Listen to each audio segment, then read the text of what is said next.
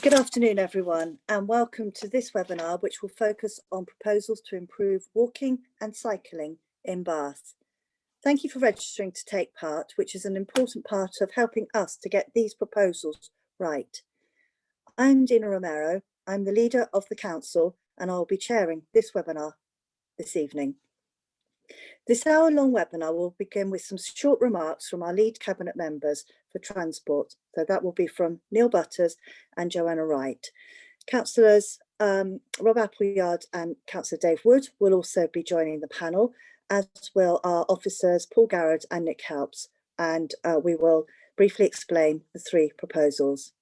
This will be followed by an opportunity to meet and hear from our panel of experts from the council.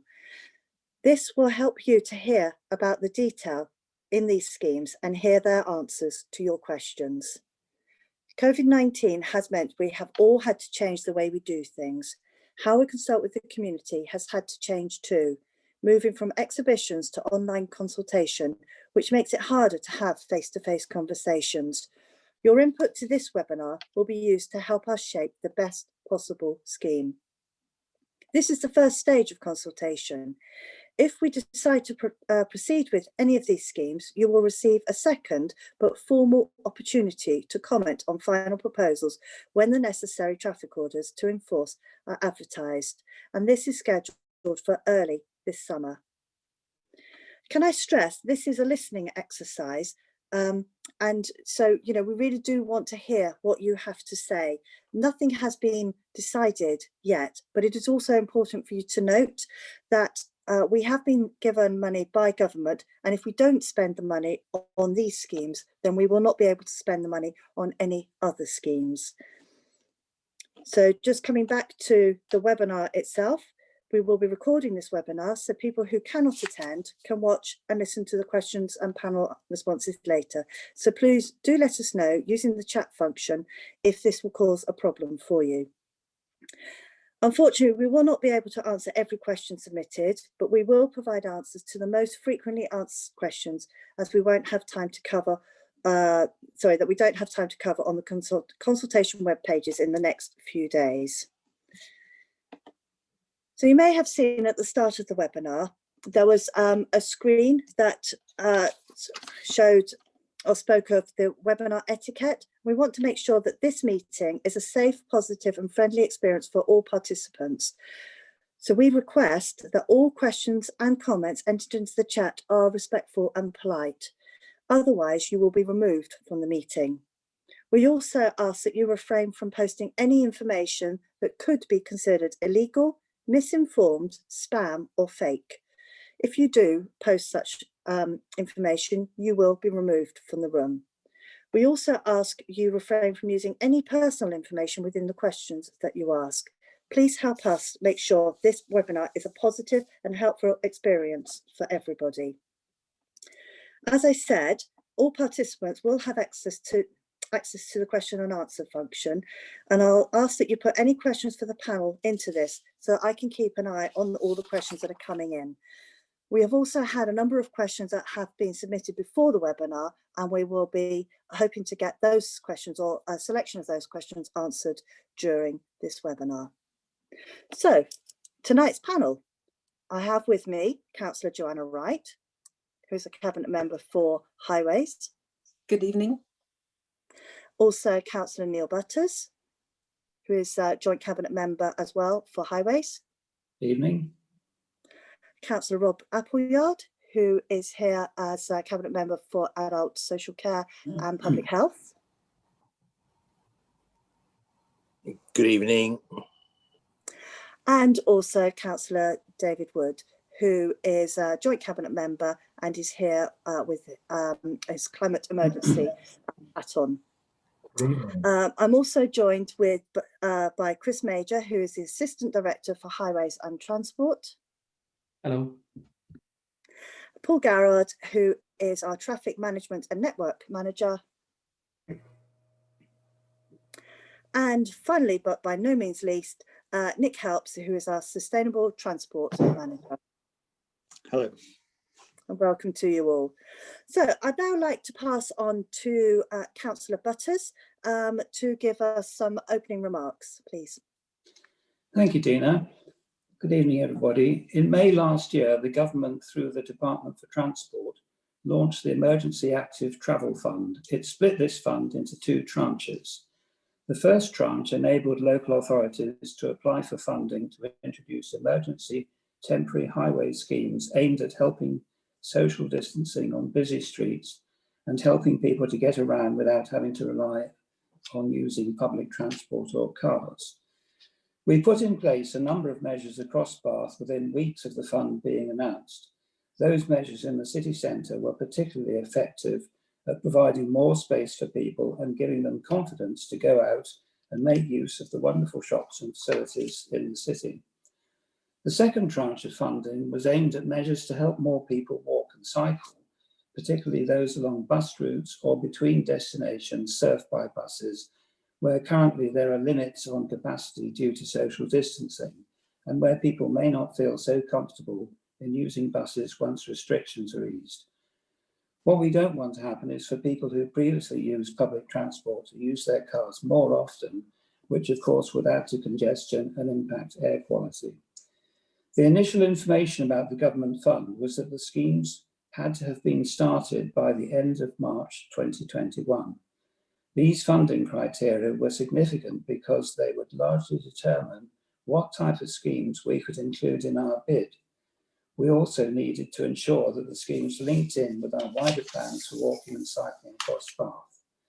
We only had a matter of weeks between the fund criteria being announced and the deadline for bid submissions.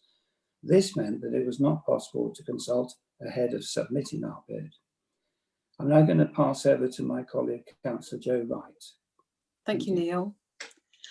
Applications had to be made for specific named schemes rather than for a large lump of sum of money that could be chosen to spend on walking and cycling generally. The bid was submitted through WECA, the West of England Combined Authority. The government has since dropped the word emergency, and it is now called the Active Travel Fund, although it's been clarified that schemes do not now have to be started by March 2021. They have to be completed by the end of March 2022. Another significant thing that happened last summer is that the government published new design standards for cycle infrastructure, and it also published its latest policy on walking and cycling called Gear Change. These have a marked fundamental change in the way the government wants infrastructure for walking and cycling to be provided. It effectively means cycling must be viewed as a form of mass transit and not treat cyclists as second to motor class vehicles. For instance, the new design standards tell us that the new cycle lanes should be physically separated from other traffic whenever possible. We have used these and other measures from those standards in designing the schemes we're consulting on now. I'd like to show you now this map, which we produced just prior to the pandemic, and shows our plans for cycle routes across Bath. Providing a better quality and joined up network of walking and cycling routes across Bath and North East Somerset is going to take time, and we cannot do it all in one go. But these schemes we're consulting on now form some of the first phases of our plans, and much more will follow. And we'll want to get your views on those in due course too. These schemes are not about stopping people from using cars, but about helping to make walking and cycling a real alternative for local journeys. I'll now hand you over to Rob Appleyard, who is our Cabinet Member for Adult Services and whose responsibilities include public health. Thank you very much, Jo and Neil. One of the priorities in Bain's in the health and wellbeing strategy is to create healthy and sustainable places with an outcome of a built and natural environment which supports and enables people in our communities to live a healthy and sustainable lives. Now, two of the four themes in the Bain's Fit for Life strategy are active travel and active design. You'll hear much this evening about infrastructure and the way that people move around. But I just really want to sort of highlight the fact that active travel has the potential to achieve major population-wide benefits to our residents. It's one of the most cost-effective and easiest ways of embedding physical activity in people's lives, resulting in an array of physical, mental health and well-being benefits. It plays a crucial role in supporting the climate emergency agenda and produces added benefits such as reducing congestion and improvements in air quality. There are about 4 main themes here. One is definitely the air quality. Air pollution is one of the largest environmental risks in public health in the UK, and between 28 and 35,000 people die each year attributed to human-made air pollution. Air pollution can cause and worsen health effects in all individuals, particularly society's most vulnerable populations. Short-term exposure can exacerbate asthma, respiratory conditions, and exposure over several years can contribute to the development of cardiovascular disease and lung cancer. Physical activity.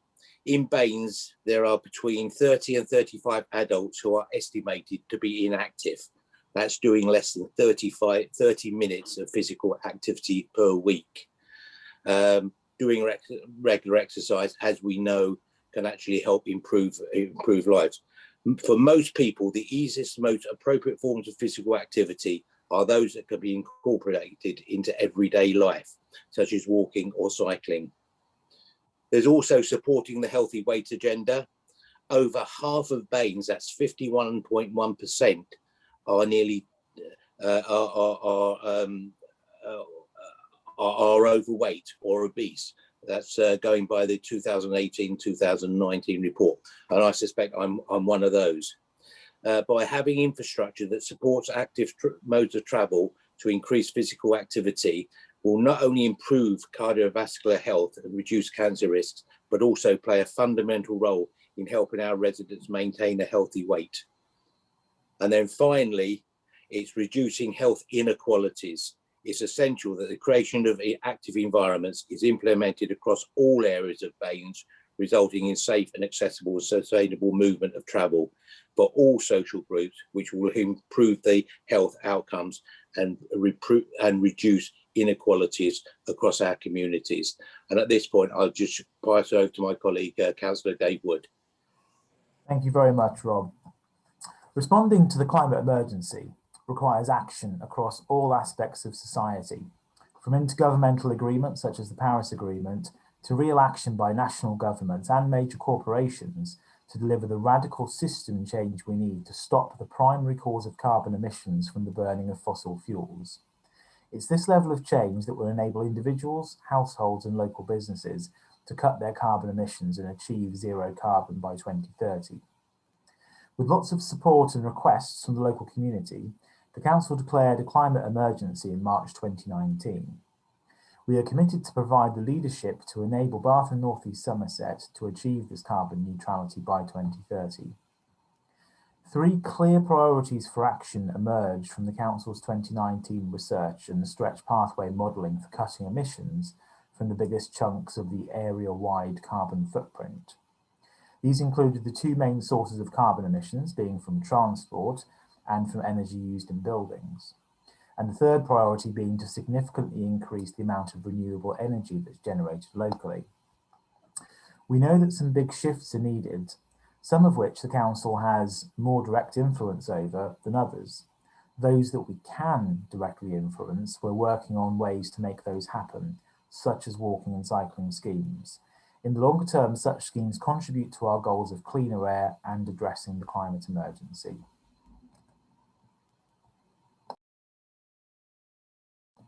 And I will now hand over to Dina. Thank you very much, Dave. Well, I am going to hand almost seamlessly over to Paul Garrod and Nick Helps. I believe you've got a short presentation for us. Yes, thank you. So I'm just going to show some information that does appear on our webpage, but what I'm going to try and do is just address some of the comments that we've had so far through the consultation and some of the questions people have submitted, to try and explain some of the issues and some of the reasons for what we're proposing. So I'll go through each of the 3 schemes individually, and then we can move on to the question and answer session. So beginning with Upper Bristol Road. So this map here it shows in blue the section of Upper Bristol Road where the proposals are concerned. So that's between the junctions of Midland Road and Charlotte Street. And what these other coloured lines on the plan show are existing and proposed schemes in the future that we would hope to implement. So the purple line here, for example, we've got the Riverside Path, popular cycling and walking route. We've got an advisory cycle route at the moment along Western Road, and these orange ones are routes we would hope to progress in the future where we don't have any design work at the moment, but that's for a future stage. So on here, NCN, that means National Cycle Network. So that is a national cycle route that goes along the Riverside Path there. Other future schemes that are in design at the moment, Midland Road Junction here on Upper Bristol Road, that is due to be signalised in the future with traffic lights, and that would include the pedestrian crossing within the traffic lights. And then as part of that, once that's done, we would look to extend the cycle facilities further west towards Windsor Bridge. We've also got an existing link to this part of Upper Bristol Road where the proposals are. We refurbished an old Pelican crossing last year to make it accessible for cyclists, and that links to the south of the city via Victoria Bridge. And so people might ask, well, why Upper Bristol Road? Well, the government did some research. It commissioned the University of Leeds last year to look at where around the country were potential routes for cyclists. And what it actually identified is that Upper Bristol Road is one of the 4th best roads with cycling potential in the west of England.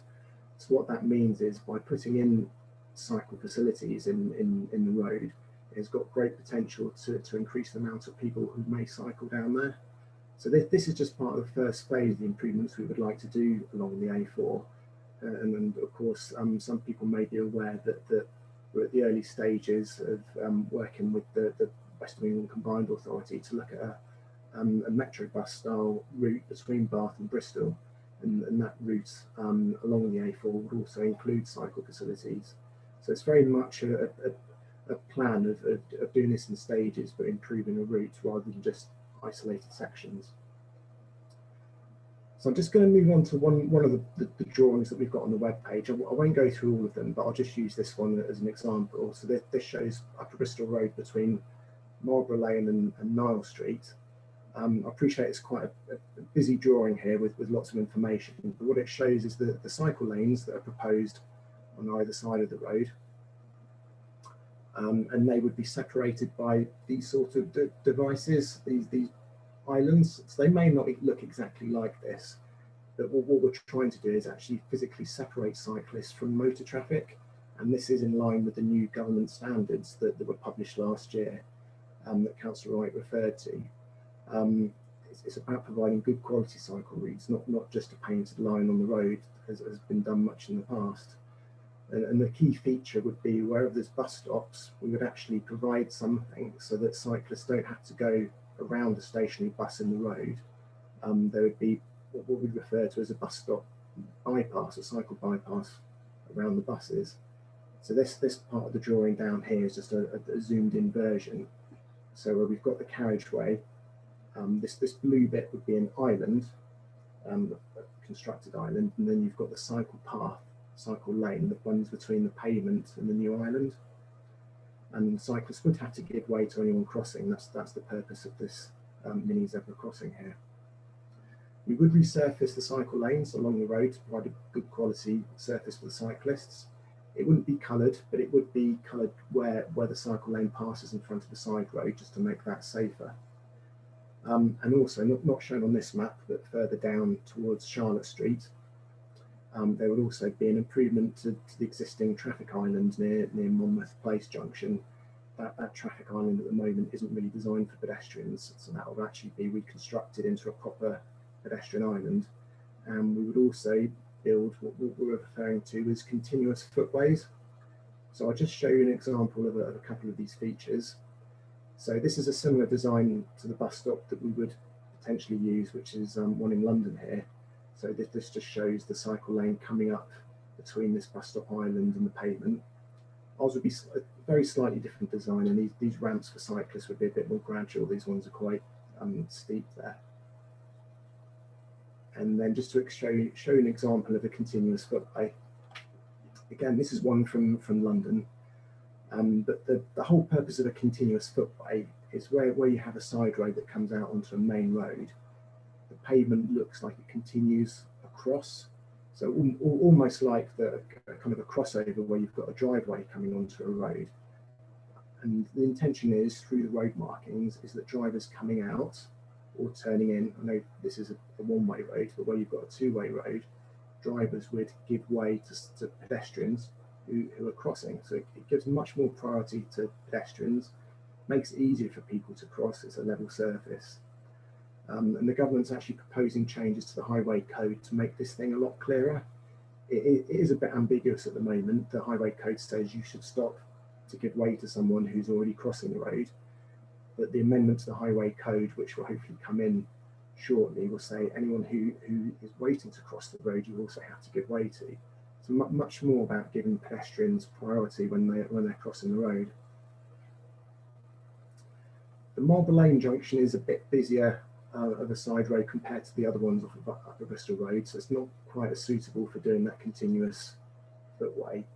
But what we would look to do instead is actually narrow the junction just to make it easier for pedestrians to cross, less width to cross, but at the same time it wouldn't prevent other vehicles from coming in. So the tour bus which comes up Marble Lane, that would continue to be able to do that.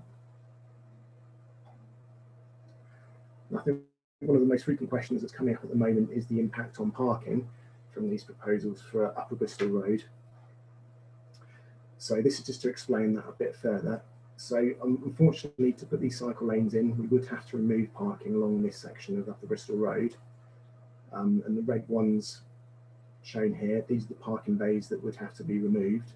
So that's 30 spaces outside the allotments here. That's what we refer to as a shared use space of permit holders and time limited waiting.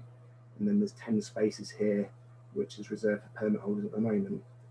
So what we've done, we've had a look through the whole of the Zone 6 parking area, and we've identified 19 new spaces that we could create through removing existing yellow lines, and they're yellow lines that we've assessed to be actually safe to remove.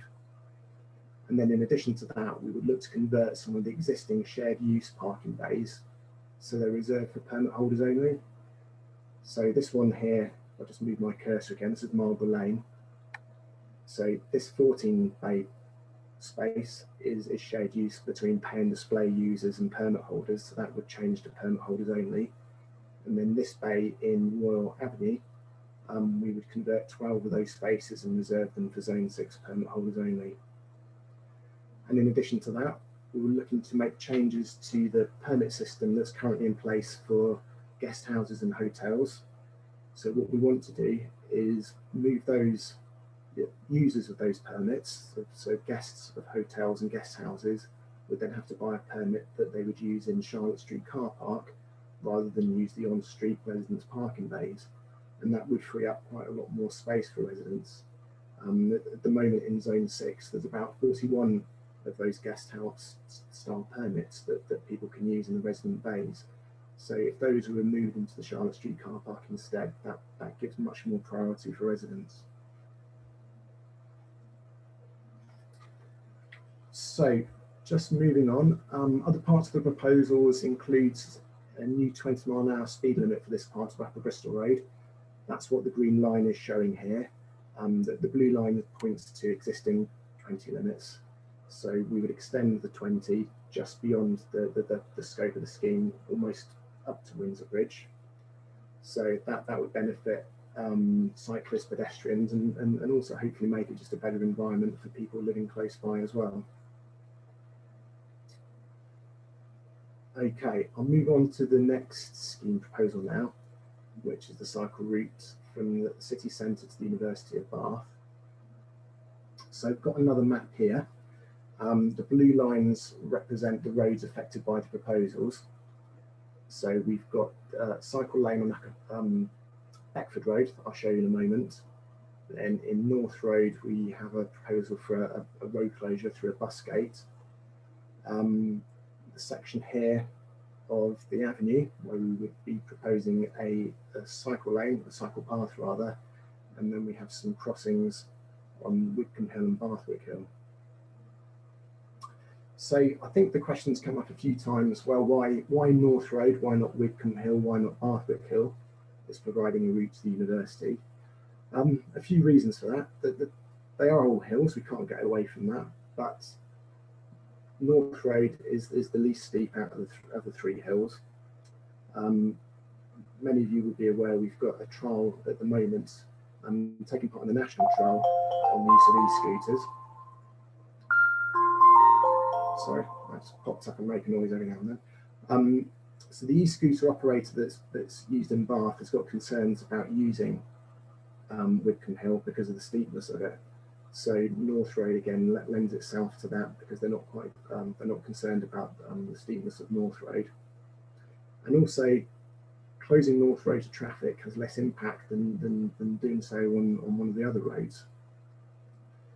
So but those are the reasons for choosing North Road primarily, and also it links into other proposals that we have back towards the junction with Sydney Road and Beckford Road. We're looking in the future and we're designing a scheme at the moment that affects Sydney Road. And what we want to do is link the National Cycle Network Route 4 with where it continues along the towpath. So we do have plans to put a new signalised crossing on Beckford Road. And if the North Road scheme were to go ahead, what we'd look to do is get a better design for this junction where Beckford Road, Warminster Road and North Road meet, to actually make it better for cyclists. So I'll just move on to Beckford Road. So similar type of drawing to the one I showed you for Upper Bristol Road. So here we've only got a cycle lane going up the hill because that's where it'd be of most benefit to cyclists, and in a similar way we've got these islands that would separate cyclists from motor traffic. And again, similar type of design on the bus stop, not exactly the same. We don't quite have the road width to put in the island between the bus stop and the cycle lane, because we're not looking to remove any of the traffic lanes, but it would still mean cyclists don't have to overtake a stationary bus. And in a similar way, we would look to provide these continuous footways at the junction with Forester Road and Beckford Gardens. So parking is affected. Unfortunately, the scheme would require the removal of a number of parking spaces, and again, these are highlighted in red. So we've shown that the loss of, it isn't actually a parking bay in this part of Beckford Road, it's an unrestricted piece of road, but there's space for 20 cars to park. And then we've got 8 spaces here, which is time limited waiting. So to try and make up for the loss of those, we would remove some yellow line restrictions in Forester Road, so we can free up 4 car parking spaces there, which would be used by permit holders for Zone 10. And then we would also look to replace parking just in this section of Warminster Road and a small section of parking in North Road.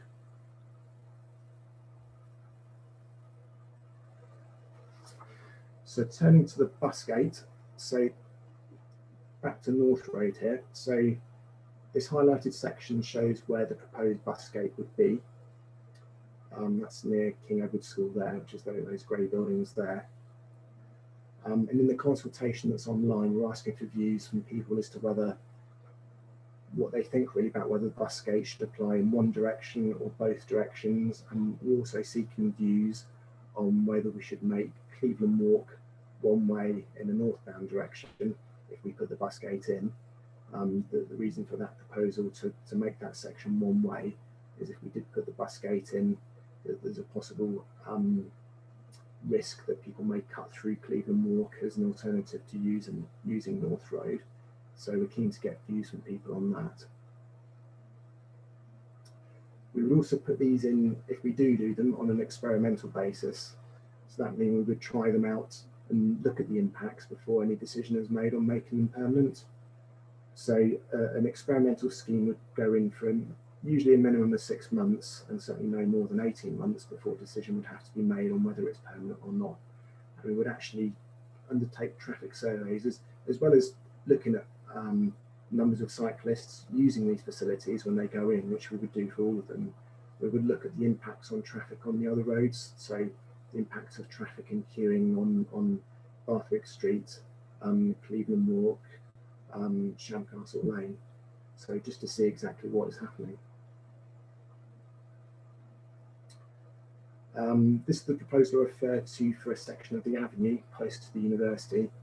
So this section of the avenue was closed off years ago, and all that remains at the moment is the pavement.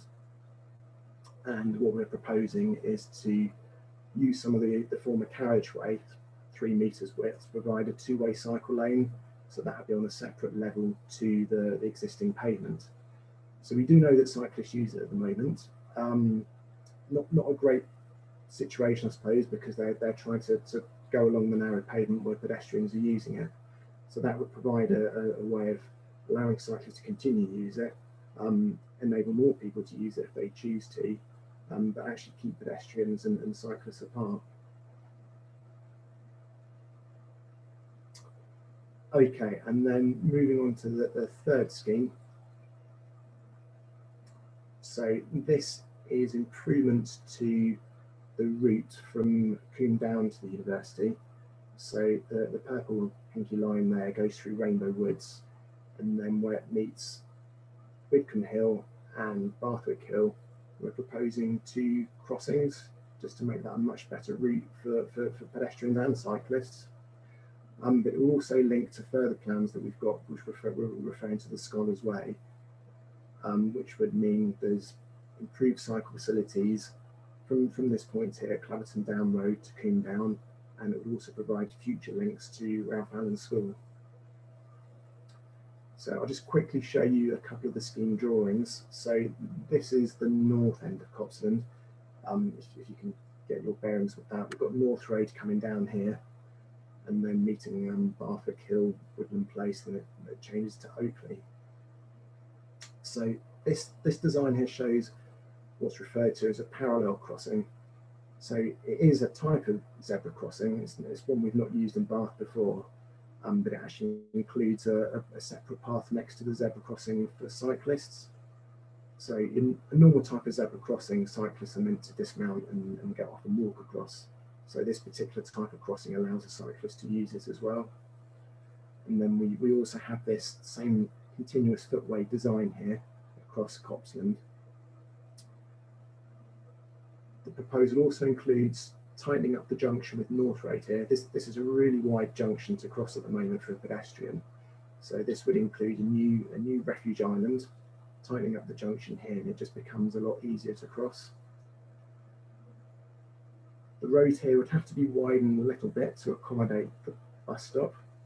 The existing right turn lane would be removed, but it does mean that when there's a stationary bus here, other traffic can quite easily pass it. There is a bit of a conflict point at the moment when a bus is stopped there and traffic tries to overtake, because traffic tries to overtake in the right turn lane. And you'll sometimes get vehicles coming and meeting each other when they can't see past the bus that's stopped there. So that would actually make that situation there safer. There's an historic boundary stone which is hidden within shrubs here. We would look to move that. We would need to move that about 2 metres. The red triangle shows where it's located at the moment, and the purple triangle is where it'd be moved to. And that's been checked out through the council's conservation officer. That we would actually make sure that boundary stone isn't covered by shrubs in future, and that all people can see it, and probably more people will be aware of its historical status. So moving to the other crossing, so this is the other end of Copseland where it meets the Widcombe Hill. So similar sort of design, we've got the parallel zebra crossing. There's a need in this design to ban the left turn out of Copseland, because it actually enables us to move the crossing close to where people want to cross, because of course if they're doing this movement across here, and we want people to cross at this point rather than if the crossing is further down the road, and they probably wouldn't use it. So that was me running through very quickly the schemes. So I'll hand back to Councillor Romero.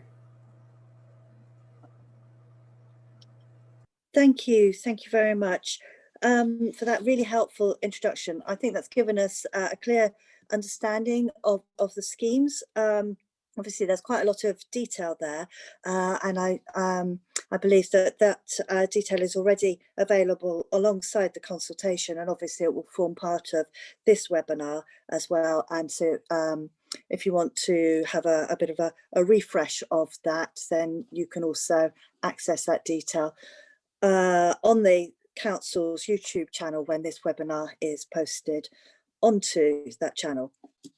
So we now move on to the part of the webinar where your questions will be answered by a panel of experts. First, we're going to go through some of the questions that were pre-submitted during the webinar registration process, and then we'll turn to you in the audience as well for your questions. Now, unfortunately, a technical hitch means the question and answer function is not working. So if you want to ask a question, please can you indicate by raising your virtual hand, and then I'll get a sort of a list of you who want to ask a question, and make sure it is a question you'll come up on my screen, and I can see a number of you have already done so. So I will now move to the questions, as I said. And the first question I'd like to ask is, how can we be assured that the results of the consultation won't be swayed by some people submitting multiple responses? Nick, perhaps you could answer this question. Thank you.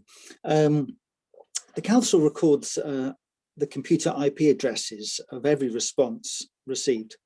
So we're therefore able to check multiple responses from the same IP address where the answers appear to be identical. However, the survey is not a referendum on the proposed schemes. It's an exercise to gather views and comments prior to deciding whether to progress to the next stage, which is to advertise traffic regulation orders for the proposed schemes. Thank you very much, Nick. And then another question, which is about people who've already been consulted. So what about bus operators? Do they foresee any problems with these schemes? Paul? Yeah, we have consulted bus operators. We've not had any problems reported from them so far. We've specifically had quite detailed discussions with First Bus about the design of the bus stops, because they're quite unusual for Bath at least. No issues there. And also we've consulted emergency services about all the schemes. Thank you. I think that's very reassuring. So my next question is, so I put these all in order, and I just was checking which order I put some questions in. Okay, so I'm going to turn to the Upper Bristol Road now. And the question that has been submitted is, what is the need for cycle lanes in Upper Bristol Road when people can use the nearby Riverside Path? Paul? Yeah, okay.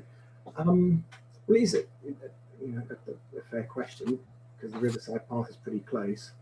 But the problem with the Riverside Path is it gets really congested. It's very popular, which is great, popular with cyclists and people walking along there, but it just gets really busy. So really at certain times its capacity has been reached. And what we want to do and what we need to do is provide cycle routes that cyclists can use quickly. We can't treat cyclists like pedestrians like we might have done in the past. Cyclists want to get to places like someone in the car does. So that's the reason for providing it in Upper Bristol Road. It's part of the first phase of a future link, which will provide a route that people want to use. Thank you. And I think that's a really interesting and key point, that you can't treat cyclists as pedestrians, that you now need to treat them as a sort of a form of mass transit. Joanna? And also, this has come directly from central government now through the document Gear Change, which I'd really recommend most people read. You know, there is a step change from central government in terms of zero carbon and decarbonisation our ways of living, that we have to treat cycling as a mass transit form, and therefore to mix them up on a very narrow path along the river line is no longer a way forward anymore. And that's why it's so important. Thank you, Jo. And I think we'll be able to add a link, won't we, to Gear Change alongside this webinar when it's put onto our YouTube channel. Thank you. So another question that's come in, and I know you did touch on this because you spoke quite a lot about parking on the Upper Bristol Road. Paul, could you clarify if any parking would be allowed on the Upper Bristol Road? For example, what if somebody needed a skip, or, you know, was expecting a removal lorry, or, you know, some other bigger vehicle? Yeah, okay. Well, unfortunately, we won't be able to allow any parking on Upper Bristol Road if the cycle lanes go in. So no, it wouldn't be permitted at any time. Loading would still be allowed at most times. We would look to put in a restriction on loading in the morning and afternoon peak hour, just so that it doesn't affect traffic flow there when a vehicle stops to make a delivery. But for most of the time, loading would be permitted. The restrictions wouldn't stop anyone stopping on Upper Bristol Road if they want to drop someone off or pick them up. And in terms of a skip, we would just treat that like we do in other roads where there's no parking, and people would just have to put the skip. I mean, we license skips, but the skip has to have a license to go on the highway, and it would just have to go in the next nearest side road. Okay, thank you, Paul. Right, so we're now going to move on to some of the pre-submitted questions that are more around North Road. And so the first question is, again, actually, I think maybe Paul, you'll be able to answer this one, is why don't the proposed schemes encourage more walking rather than cycling to and from the university campus, given that so many more people can engage in this alternative form of active travel? Well, we do. I mean, the schemes are walking and cycling schemes. So the last scheme I showed, which uses the route near or through Copsland, we're putting in pedestrian crossings there either end, and we're putting in the new refuge islands if the scheme goes ahead at the junction with North Road. So yeah, we're certainly not just focusing on cyclists, and the schemes where we can will cater for pedestrians and the continuous footways. And another example that there'll be a first in Bath. I don't believe many places outside of London have put them in yet. So we want to do these schemes, make use of innovations and that have been tried successfully for years in Europe that London is now using, and we want to do the same thing here. Can I also add, Dina, that one of the things that's been shown, particularly in the pandemic, was that, you know, last summer when everything went still, lots of people cycled, and the reason why they did cycle was they finally felt safe on the highways because there wasn't lots of traffic.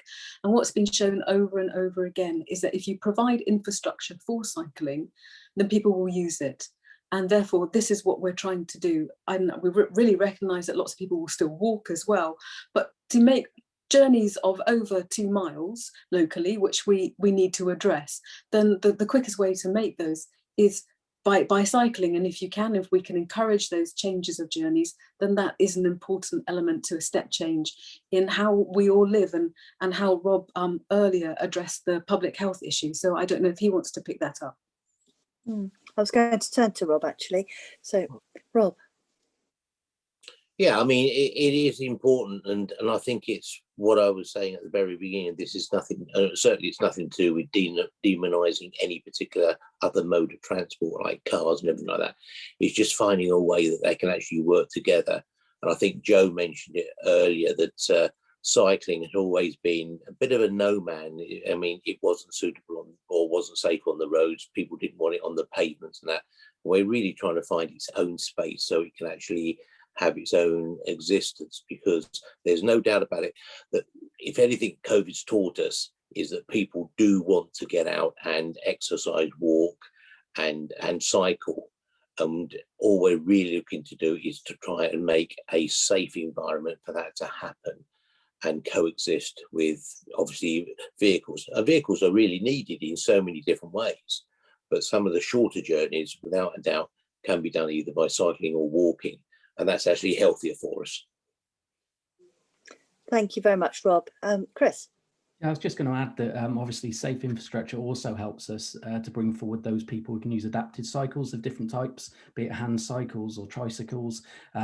So we want to really sort of give people those opportunities who perhaps haven't felt confident to cycle before, on roads, given that safe infrastructure, and use those different types of bikes to really help them regain their independence, to move around safely across all the different areas of the city. So like so often it's about giving people choices, real choices, so that they don't feel that they can only jump in their car, that, you know, if they want to cycle, or, you know, if they want to walk, then they do, they will have a nicer environment to do so.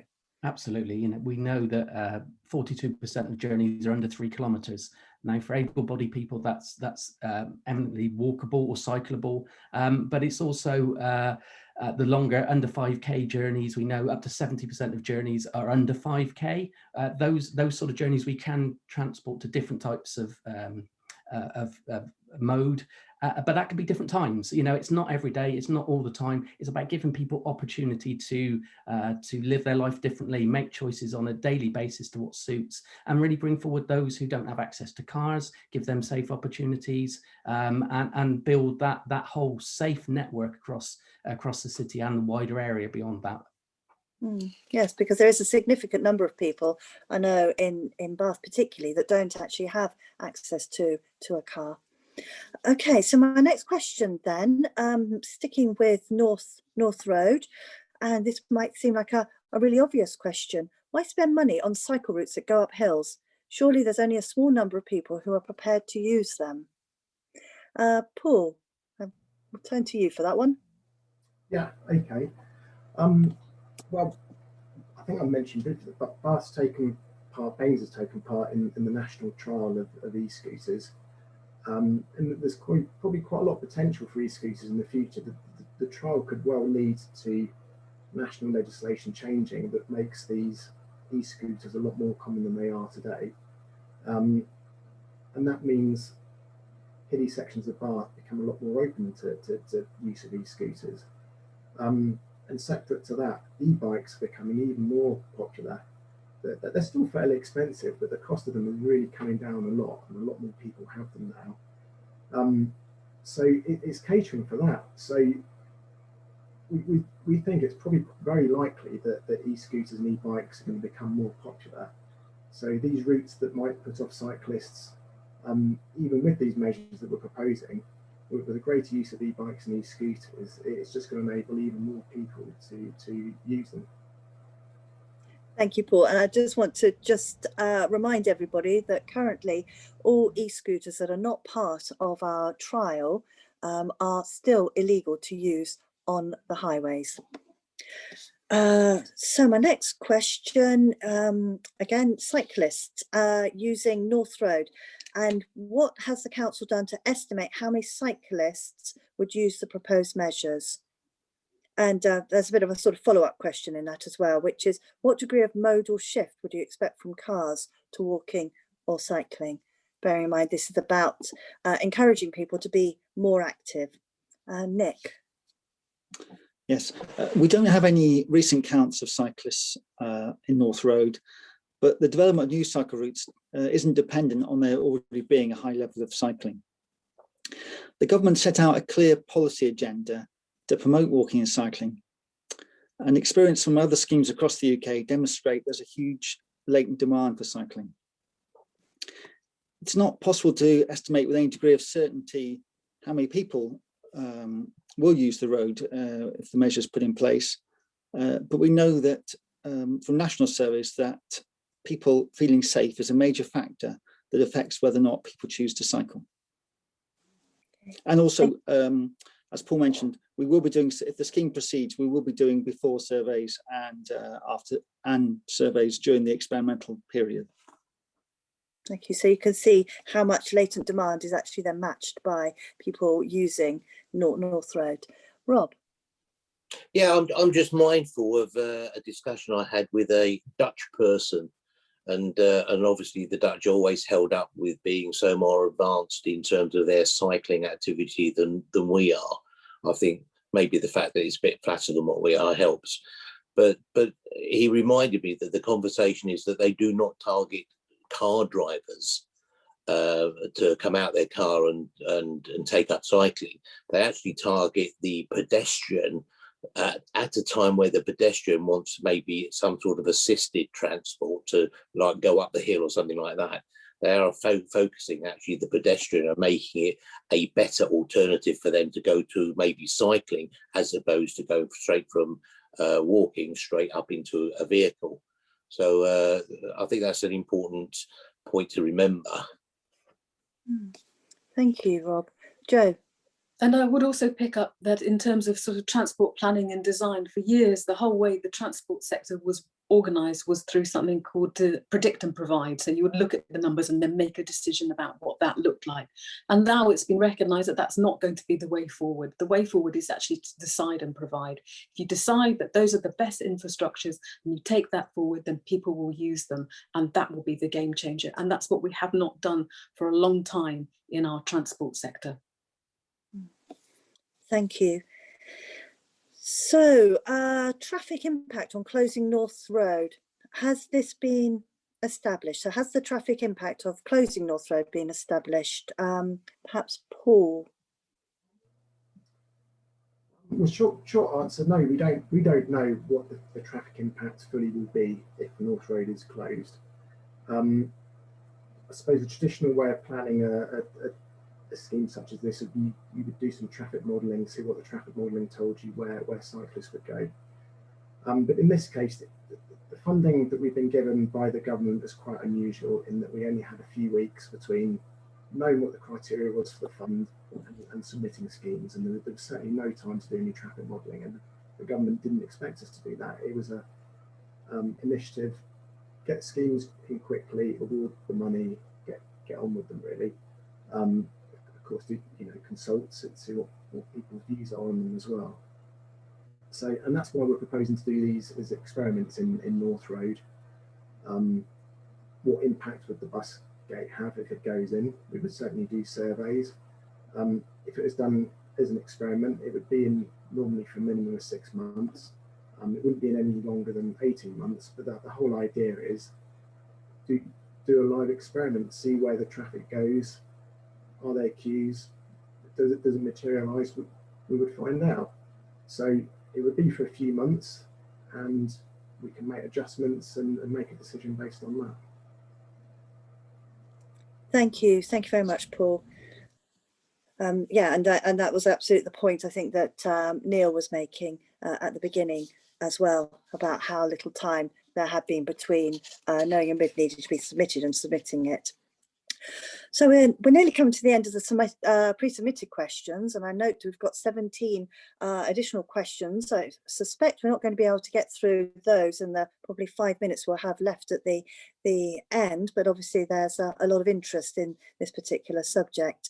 So the next question is, how can closing North Road achieve your stated objectives of helping people to live healthier lives, reduce congestion and improve air quality? So there's a suggestion here that traffic will transfer to Bathwick Hill, and that will lead to more queues and therefore worse air quality. Paul, would you like to make a start on that? And I'm sure others might want to come in as well, because that seems to cover quite a range of issues. Yeah. Well, we're not talking about 100% of traffic that currently uses North Road transferring onto Bathwick Hill. We know a fair amount of traffic that uses North Road is for King Edward School and for the golf club and the pretty large car park from the university. So that's still a fair proportion of traffic. That the whole point of putting the bus gate, the road closure in North Road is to reduce the level of traffic, the level of through traffic. So it will mean some transfer to Bathwick Hill, but we're not saying everything that uses North Road is going to transfer, because it just won't happen. And it won't necessarily mean that everyone will use Bathwick Hill. Some people will choose just not to go that way at all. Some people, we hope, will change their mode of transport. Someone who may be doing a very short local journey who drives it might just be encouraged to walk or cycle.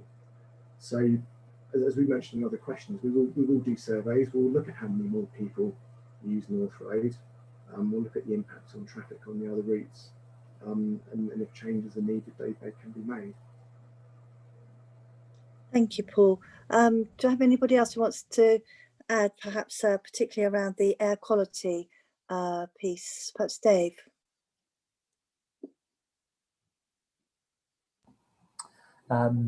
Transfer of air quality, that sounds like a technical question that I don't have a specific answer for, but we can certainly seek that. Sure. Okay. Well, I just wonder if Chris, with all the work you've been doing on the Yeah. clean air zone, you might be the obvious person. Yeah, obviously, we monitor across around about 168 different locations within the city with diff tubes on a monthly basis and record that data. So we have a really good network of monitoring stations, and we will consider the impact of this scheme the same as we would any other. We'll look across the long-term trends during the period of the trial to see if there is any marked impact. Obviously, we're launching the Clean Air Zone on the 15th of March as well, different subject, but we'll expect to see some changes in behaviour there as well. We'll look at the data, see what it tells us, and it will feed into that final decision-making process as we go through. But we do have a network to be able to monitor and understand what's happening. Okay, thank you. Okay, so the last of the pre-submitted questions is a similar question to the one that was asked about the Upper Bristol Road, which is, would residents and household deliveries be able to go through the North Road bus gate? I think that's another question for you, Paul. No. So the purpose of the bus gate is to reduce traffic as much as possible. So residents would still be able to access North Road coming through one end or the other, depending on where they live, but no, they wouldn't be able to go through the bus gate. So the bus gate would be controlled by enforcement cameras, buses, bikes, emergency vehicles, and refuse collection would be able to go through there. But no, not the intention is residents wouldn't be able to. Something else I just remembered, actually, some of the questions that have popped up. People asking about us removing parking in North Road, but there's no proposals to remove any parking from North Road at all. Thank you, Paul. Now I'm just going to take a couple of the audience members to ask a question each, and I apologise that we won't be able to get through all of you. So if I take you in the order that you put your hands up, Malcolm Baldwin. Can you be prepared to ask your question, please? Can you hear me all right? Yes, we can, loud and clear. Splendid. Okay, fine. Thank you. First of all, let me say, just as a comment, it's great to see some what I think are really good proposals potentially, but obviously consultation is going to be very important.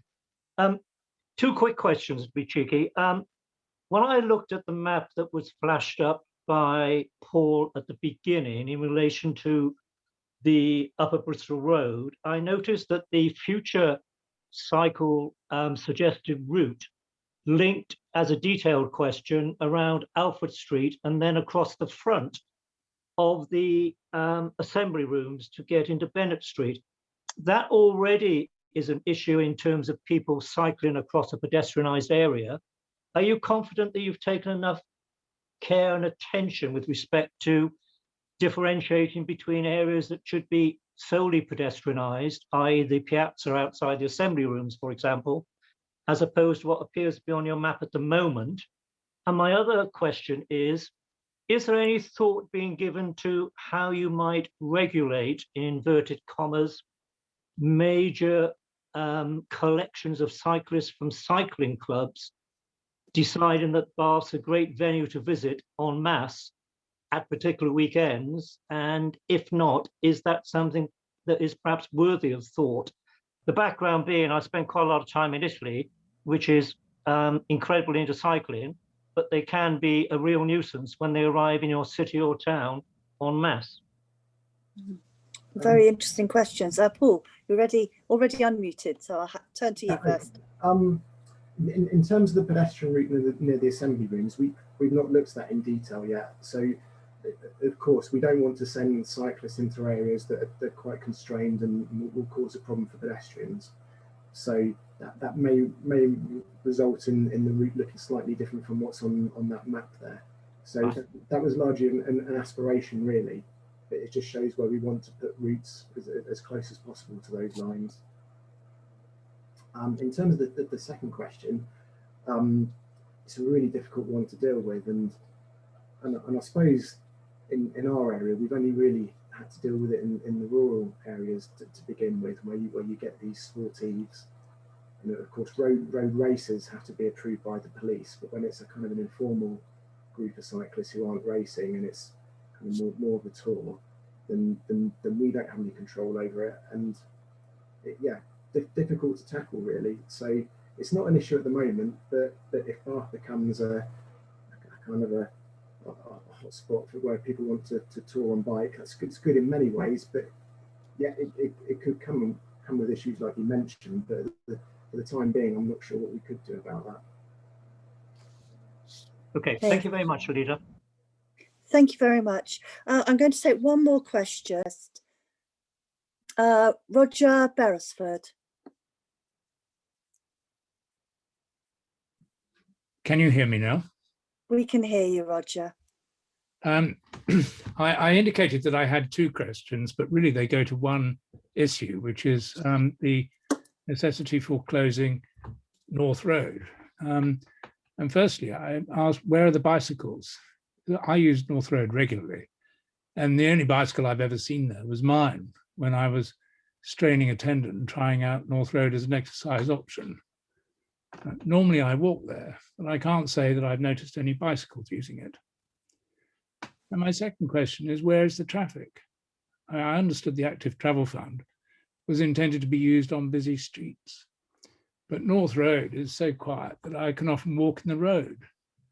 And when I did try cycling up it, I wasn't troubled by traffic. I fail to understand why it should be necessary to close this road for the benefit of cycles. It seems to me that everybody can coexist. Paul, I suspect this is another question with your name on it. Yeah. Well, we don't put in cycle infrastructure necessarily to deal with existing usage. We were trying to create a network here that will encourage people to cycle. So it's about creating a network across Bath. So the idea is, and again, this is what national policy is telling us to do, is to put in the facilities and people will use it. There's multiple barriers to people cycling, and this is only part of the solution really. And we know there are other issues. Cycle storage, where people don't have a shed or a garden, is one issue that we need to tackle. But the infrastructure is one big part of it. And actually putting something there, even if there's no one there using a route at the moment, by putting it in, we're providing that facility. And it's about that network that we hope and we think people will then start to use. The other question, sorry, about the not being the traffic in the road. Much of the day that will be the case, absolutely right. But of course it does get very busy at the start and end of the day with the vehicles for the university and the school. So, and that's the time of the day when, of course, most people probably want to cycle along there as well. Okay, thank you, Paul. Thank you, Roger, for the question. I'm really sorry, everybody. I'm going to have to call it a day there, I'm afraid. I know there's a lot of you that had additional questions, and unfortunately we can't take a record of those questions and add them to our frequently asked questions, or indeed give you answers if it's more of an individual question. So could I ask that you send your questions in through perhaps put them into the Active Travel Scheme address, and then we will make sure that those questions are picked up as part of the consultation. Okay, so if you haven't looked at the consultation webpage yet, I encourage you to do so. It's got a lot of detailed information on it, including the plans that you saw earlier. And please provide feedback via this route so we can ensure we've properly logged and recorded your comments, and obviously any questions that you have that you would have liked to have asked today too. The consultation closes on the 21st of March. A report will then be produced shortly after with the results of the survey, and this will be made available on our website, together with a decision on whether or not we will be proceeding to the next stage of consultation for each scheme. I'm sure we'll be able to put up the website address at the end of this particular webinar, but so that you are aware, the website address is www.bathnest.gov.uk/active travel schemes. And if you need to get hold of the information in a different format, then we will obviously be happy to provide that. Please can you contact Council Connect either through our Council Connect email address, council_connect@bathnest.gov.uk, or phone Council Connect on 01225 394041. So there's, as I said before, there will be a recording of this webinar on our bus and North East Somerset YouTube channel, and that will be up in a day or two. So thank you everyone for your time this evening. Thank you to my panelists, and please all stay tuned to our council's newsroom and project webpage for updates. So thank you everybody, and good night. Thank you.